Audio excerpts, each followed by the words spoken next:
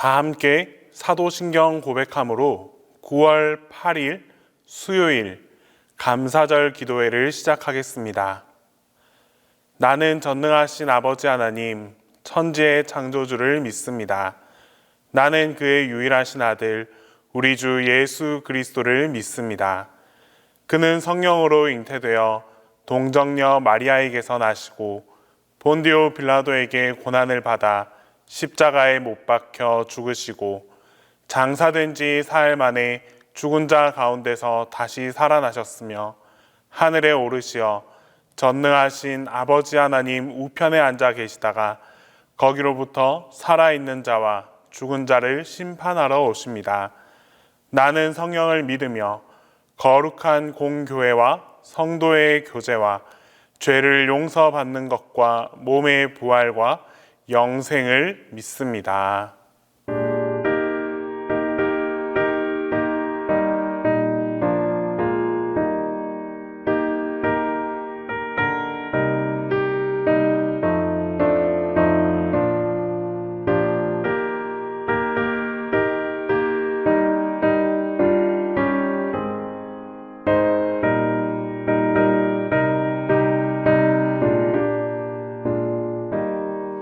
그 물결이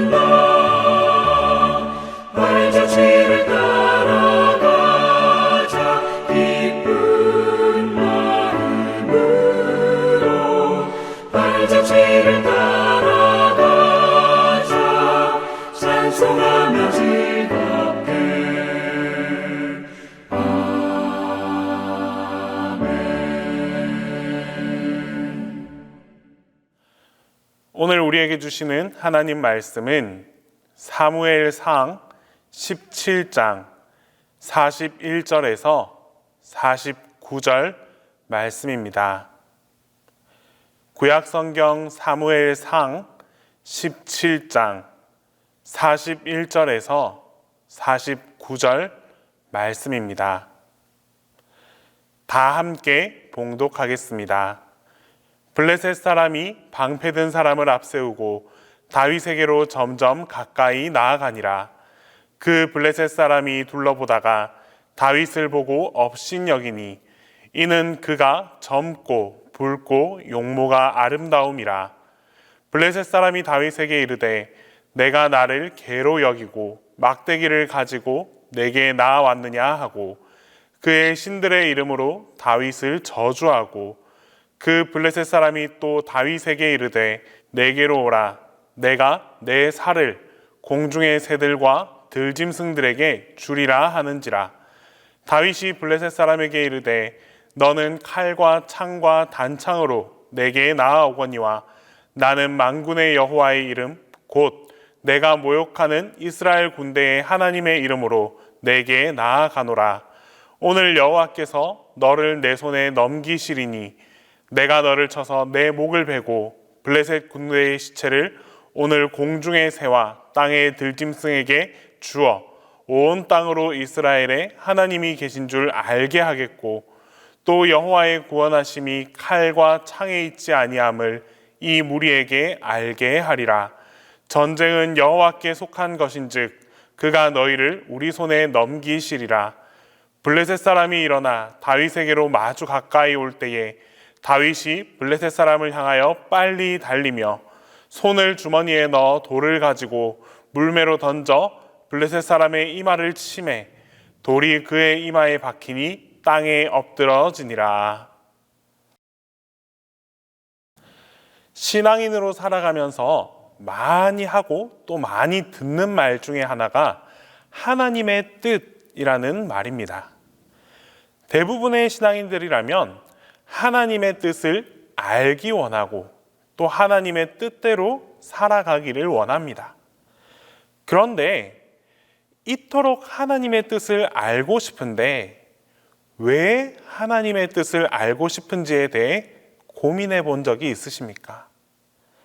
한번 스스로를 면밀하게 돌아보면 정말 하나님의 뜻을 살아가기 위해서 그 하나님의 뜻대로 살아가기 위해 뜻을 알기 원하는지 아니면 내가 살아가는 길이 잘 안 풀리거나 어려울 때 하나님의 뜻이 무엇인지 궁금해하는 것은 아닌지. 하나님의 뜻대로 산다라고 말했을 때는 두 가지 측면이 있습니다. 하나는 하나님이 허락하시는 뜻이 있고 다른 하나는 하나님께서 주관하시는 뜻이 있습니다. 하나님이 허락하시는 뜻이란 우리가 우겨서 행하는 일이기도 합니다. 악한 것은 아니지만 우리가 하고 싶은 일을 위해 하나님의 허락을 받는 일입니다. 내가 계획하고 또 내가 실천하는데 이게 하나님의 뜻이 되게 해달라고 그렇게 기도합니다. 하지만 이렇게 자신이 가고 싶은 길을 앞서가는 사람은 어려움을 당하기 쉽습니다. 그러면 종종 모든 것을 아시는 하나님이 왜 그런 길을 가게 내버려 두셨습니까? 라고 불평하기에 이릅니다. 진정한 하나님의 뜻이란 나의 뜻을 하나님께서 허락해 주시는 것이 아니라 하나님께서 우리에게 보이신 일에 우리가 어떻게 반응하느냐에 따라 이루어지는 것입니다. 그래서 순종하지 않으면 하나님의 뜻대로 살지 못하는 것입니다. 다른 하나는 하나님이 주관하시는 뜻이라고 말씀합니다. 이 길은 오직 순종하는 자만이 걸어갈 수 있는 것입니다. 하나님이 주관하시는 뜻에 우리의 몸을 맡기면 정말 엄청난 기적을 체험하게 됩니다. 왜냐하면 하나님께서 행하시는 일이기 때문입니다. 하나님이 주관하시는 삶을 살아가는 그런 사람들에게 특징은 순탄한 삶을 살아가는 것뿐만이 아니라 그들이 예상할 수 없는 삶의 한 가운데에서 하나님의 크고 놀라우신 역사를 경험할 수 있습니다. 오늘 본문의 내용이 바로 그런 사건입니다. 다윗에게 있었던 한 가지 사건은 다윗의 의지와 하나님의 뜻이 완전하게 일치했던 사건입니다. 때문에 이 일은 놀라운 기적의 사건이 되었습니다. 다윗이 블레셋 사람에게 이르되 너는 칼과 창과 단창으로 내게 나아오거니와 나는 만군의 여호와의 이름 곧 내가 모욕하는 이스라엘 군대의 하나님의 이름으로 내게 나아가노라. 다윗은 지금 자신이 하는 일이 하나님의 이름으로 나아가는 것이라는 사실을 분명히 알고 있습니다. 이처럼 하나님의 뜻대로 하는 일은 특징이 있습니다. 바로 하나님의 역사하심이 드러나게 된다라는 사실이고 또 이는 곧 하나님께서 영광을 받게 될 것이라는 사실입니다. 다윗의 위대함은 사실 소년 시절부터 드러났습니다.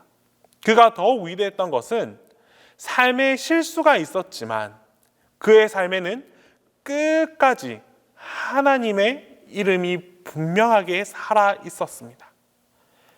사울은 겸손해서 쓰임을 받았지만 자기 자신의 그 고집으로 하나님의 뜻을 끝까지 따르지 못했습니다. 반면에 다윗은 죄를 범했지만 그럼에도 불구하고 끝까지 하나님의 뜻을 따랐던 사람이었습니다. 다윗은 하나님이 주관하시는 그 역사의 중심에서 보란 듯이 선포하고 행동합니다. 분명 그의 앞에는 아주 거대한 적이 있었지만 다윗은 담대하게 외칠 수 있었습니다. 골리앗이 칼과 창과 단창이라는 무기를 가지고 서 있는데 다윗은 오직 하나님의 이름이라는 무기를 들고 나아가고 있습니다. 하나님의 뜻대로 사는 인생이 담대하게 살아갈 수 있는 이유가 바로 여기에 있습니다. 또한 오늘 다윗이 하나님을 의지하며 나아간 이 전쟁, 골리앗과의 싸움은 우리에게 믿음이 무엇인지를 곰곰이 생각해 볼 수 있게 합니다. 때로 우리는 우리가 믿고 원하는 대로 이루어지는 것을 신앙이라고 생각하며 살아갑니다. 하지만 적어도 다윗에게서 일어났던 이 놀라운 신앙의 승리는 다윗의 기도와 기원만으로 이루어진 것이 아닙니다. 다윗뿐만 아니라 전쟁터에 있었던 그 수많은 이스라엘 군대 역시 하나님에 대한 지식이 있었을 것입니다. 하지만 그들의 지식과 믿음이 골리앗을 쓰러뜨리지는 못했습니다. 그들은 분명 하나님을 아는 믿음이 있었음에도 불구하고 떨면서 숨어 있었을 뿐이었습니다. 다윗의 승리는 그가 알고 있었던 것을 믿음으로 선포하며 앞으로 나아갔기에 가능했습니다. 믿음을 선포하기 위해서는 기도하는 열심만 가지고는 안 됩니다. 다윗의 믿음은 바라는 데에만 한정된 그런 믿음이 아니었습니다. 다윗에게 있어 가장 중요한 것은 그가 지금 서 있는 그 자리에서 벌어지고 있는 그 모든 일들이 하나님께 속한 것임을 믿었다라는 사실입니다. 그 믿음이 그로 하여금 용기를 가지게 했고 그 용기가 그로 하여금 담대하게 신앙을 고백할 수 있게 만들어 주었습니다. 더 중요한 것은 다윗이 이러한 믿음을 가지고 나아가게 된 것은 맹목적인 믿음이 아니라 평소에 그가 쌓았던 실력이 뒷받침되고 있었다라는 사실입니다. 다윗이 믿음을 가지고 물맷돌을 던졌더니 골리앗이 쓰러져 죽었더라. 사실 이 말씀은 그리 단순하고 평면적인 사건이 아닙니다. 사무엘상 17장 4절에서 7절 말씀을 보면 골리앗에 대한 묘사가 나와 있습니다. 그의 키는 2m 90여 cm, 아주 큰 키입니다. 몸을 두른 갑옷의 무게만 해도 약 50kg 이상으로 놋 단창의 창날만 해도 7kg 이상이 됩니다. 이스라엘의 용사였던 사울의 키가 다른 사람보다 어깨 위나 더 컸다라고 했는데, 이런 사울 역시 골리앗과 싸울 상대가 되지 못했습니다. 그런 골리앗을 향해 다윗이 믿음이 있었기 때문에 이겼다라고 생각하는 것은 조금은 단순한 생각일 수 있습니다. 만약 그렇다면 우리가 살아가다가 골리앗과 같은 인생의 난관을 만났을 때 믿음만 있으면 모든 것을 이길 수 있다라고 말해야 하지 않겠습니까? 그런데 성경의 전후 맥락을 보면 다윗의 이런 믿음도 중요했지만 그에게는 상상할 수 없는 실력이 있었다라는 것을 알 수 있습니다. 즉 다윗의 고백은 단순한 믿음만으로 이 싸움을 이기겠다는 것이 아니라 그의 삶을 통해서 단련한 실력을 가지고 하나님 앞에 나아가겠다라는 것입니다. 오늘 말씀의 이 기적은 단순히 싸움에서 이긴 기적이 아니라 실력을 가지고 자신을 잘 훈련해왔던 다윗의 삶 또한 매우 중요했습니다. 이 싸움이 있기 훨씬 전부터 하나님은 벌판에서 양을 치는 다윗을 훈련시키셨습니다.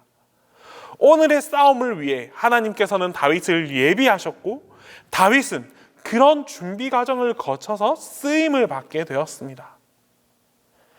준비된 자에게 강력한 믿음이 더해질 때 하나님의 역사가 일어날 수 있습니다. 믿음의 역사는 일회적인 사건으로 끝나는 것이 아닙니다. 하나님과 함께하는 그 삶의 전반을 통해 드러나고 증명되는 것이 바로 믿음입니다. 오늘 본문 47절에 다윗의 고백이 그대로 이루어졌습니다. 또 여호와의 구원하심이 칼과 창에 있지 아니함을 이 무리에게 알게 하리라. 전쟁은 여호와께 속한 것인즉 그가 너희를 우리 손에 넘기시리라. 아주 간절한 믿음으로 나아갈 때 다윗이 승리하게 되었다는 것이 아니라 믿음으로 살았던 다윗이 하나님께서 계획해 놓으신 싸움에서 승리했다라는 것입니다. 준비된 자에게 믿음이 더해질 때 하나님의 계획을 이루는 주인공이 될 수 있습니다. 오늘 하루도 주님께서 사용하시는 그런 주인공이 되기 위해 실력을 쌓으며 나아가는 여러분 모두에게 믿음을 통한 하나님의 큰 능력이 함께하게 될 것입니다. 기도하겠습니다. 우리 이 시간 먼저 기도할 때에 인생의 어려움 속에서 그 인생의 고난을 만났을 때 아주 담대한 믿음을 갖게 해달라고 기도하겠습니다. 또 나아가서 실력을 겸비함으로 주님께서 사용하시는 자녀가 되게 해달라고 함께 기도하겠습니다. 마지막으로 온 세상, 온 열방 가운데 일어나고 있는 여러 가지 분쟁과 다툼이 다 사라지게 해달라고 우리 함께 기도드리겠습니다. 항상 우리를 돌보고 지키시는 하나님, 오늘도 주님 앞에 나와 기도하게 하심을 감사드립니다.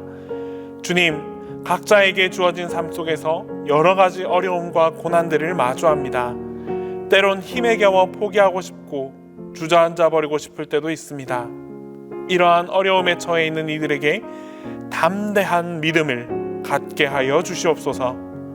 어떠한 고난과 역경이 있다 할지라도 주님을 바라보고 넘어설 수 있는 담대한 믿음을 허락하여 주시옵소서. 주님, 실력 또한 겸비할 수 있기를 바랍니다. 말로만 믿는 것이 아니라 주님의 자녀가 되기 위한 실력을 쌓게 하여 주시옵소서. 믿음을 더하게 하시고 열정을 더하게 하시고 마음을 더하게 하셔서 주님을 위해 스스로를 정진해 갈 수 있기를 원합니다. 그리하여 주님께서 필요로 하실 때 언제든지 나를 드릴 수 있는 주님의 자녀가 되도록 준비하게 하여 주시옵소서. 주님, 이 시간 지구촌 곳곳에서 분쟁과 다툼이 일어나고 있습니다. 미얀마의 봄은 여전히 꽃 피우지 못했고 아프가니스탄에도 어둠이 들이오고 있습니다.